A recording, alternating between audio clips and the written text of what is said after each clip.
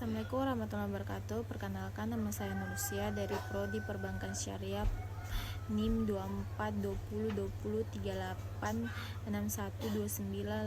24203861296082. Dan di sini saya akan membahas tentang UTS yang dimana bisnis dan manajemen. Jadi saya akan menjawab pertanyaan dari UTS bisnis dan manajemen yang dimana sumber daya atau input. Jadi dalam organisasi ada berbagai sumber daya yang digunakan untuk mencapai tujuan secara bersama, dan juga sumber daya ini meliputi berbagai kayak manusia, yaitu karyawan, manajer atau pimpinan, uang, modal, anggaran atau operasional, bahan yang dimana bahan baku atau produksi. Nah, peralatan dan teknologi yang dimana kayak mesin, komputer, dan software, dan terakhir yang dimana informasi yang kayak seperti data pasar, data pelanggan atau tren induk. Nah, sumber daya ini adalah sumber daya yang harus diinput atau dikelola agar bisa menghasilkan output yang sesuai dengan tujuan organisasi tersebut. Nah, sumber daya tidak akan berguna tanpa adanya fungsi-fungsi manajemen yang harus dijalankan prosesnya.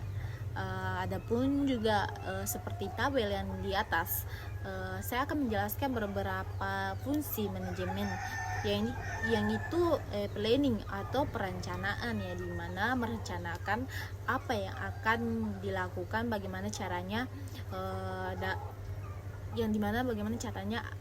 dan kapan harus diselesaikan. Contohnya kayak menyusun strategis pemasaran, membuat jadwal produksi, menentukan target penjualan, dan begitulah. Yang kedua yang dimana organizing atau pengorganisasian, yang dimana menyusun struktur kerja dan membagi tugas kepada karyawan sesuai dengan keahlian mereka. Contohnya kayak membentuk tim kerja, membagi tugas antara departemen begitu. Dan ketiga, autis, ya, dimana penggerakan atau pelaksanaan. Nah, menggerakkan dan motivasi dan menggerakkan orang-orang agar menjalankan tugas sesuai dengan rencana. Contohnya kayak memberikan dorongan, arahan, pimpinan rapat, motivasi bawahan.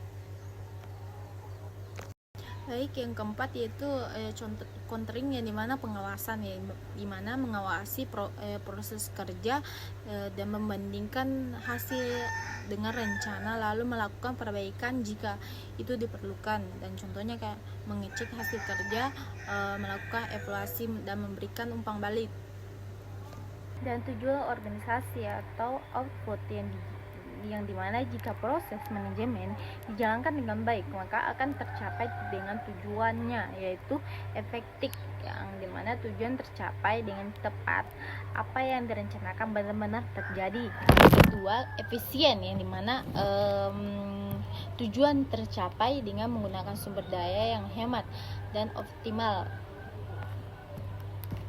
Baik, adapun kesimpulan hubungan antara komponen tersebut, yang mana sumber daya adalah input yang dikelola melalui fungsi-fungsi manajemen, planning, organizing, entering, dan countering, dan dijalankan oleh seseorang manajer. Tujuannya agar organisasi menjadi efektif dan efisien dalam mencapai tujuannya atau targetnya. Terima kasih.